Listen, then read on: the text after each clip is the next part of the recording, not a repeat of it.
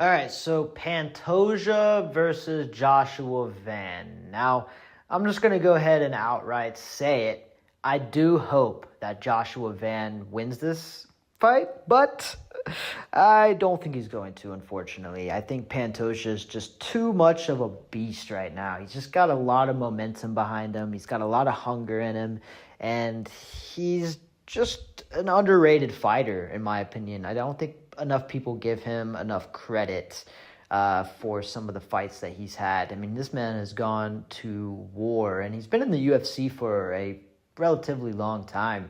He's a veteran. He's definitely a veteran. And Joshua Van is very young. He's 24 years old, and he's very young. He's kind of untested when it comes to someone like Pantoja. And I think it's going to just be another, not necessarily, I'm not going to say a shutout by Pantoja, but I do see Pantoja getting a finish. I see him getting a rear naked choke or something of that nature. Now, I will say that Joshua Van, if he does win, that would be an absolutely star-striking moment. Like, he would probably become a star for the flyweight division. He would be a very marketable champion too, I think. I think he's a very, very marketable champion.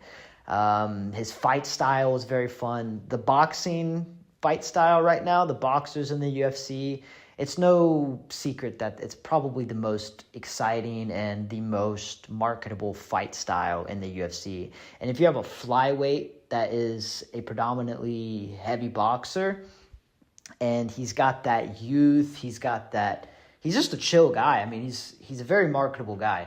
If you haven't seen Joshua Van, or you haven't really indulged in his personality, or you haven't really learned about his personality, he's got a very cool upbringing. I believe he's Cambodian, if I'm not mistaken. I might be wrong on that. Forgive me if I am, but I think he's from somewhere in Southeast Asia, or at least his family is anyway. Maybe he's Myanmar. I think he's from Myanmar, if I'm not mistaken. Somewhere like that, somewhere in the southeast part of Asia. And he's got that sort of, how do you say that? Just that youth to him. That's the best way to describe it. He's a very youthful fighter, and his fighting style is very fun to watch, especially for the flyweight division. I love the boxing fights style. I love the heavy boxing. Like Ilia Topuria is a great example. That's not to say Ilia Topuria's wrestling is not very, very good. It's no secret that his predominant fight style is boxing. He likes to throw hands. And Joshua Van's the same way in that regard. And yeah, if you did end up coming out with a victory over Pantoja, it would be absolutely incredible. And I think the UFC will have a heyday with Joshua Van in terms of marketing him. And I think it would be potentially a huge step up for the flyweight division.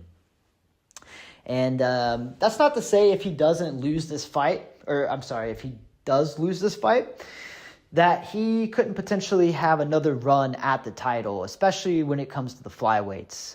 The UFC, it's no secret, again, that the UFC doesn't really promote the flyweight division as much as it does the other divisions. So, yeah, I think it's very possible that Joshua Van, if he puts on a decent performance, that he will have a very good possibility of having another shot at the title, because I think the UFC knows as well that he's a very marketable champion, or a very marketable fighter, rather. If I see it, they sure as hell see it, right? So, now, like I said, do I think Joshua Van's going to win? Absolutely not, unfortunately. And I think Pantoja is going to probably get the finish, like I said. And I think that could lead up potentially to Pantoja going up a weight class and challenging Merab for a shot at a double champion status. And I think that is kind of where this card is leaning. When you consider the fact that Pantoja has defended the belt, I'm not sure how many times now, but he's defended it quite a lot. He's basically completely run out the division, the flyweight division.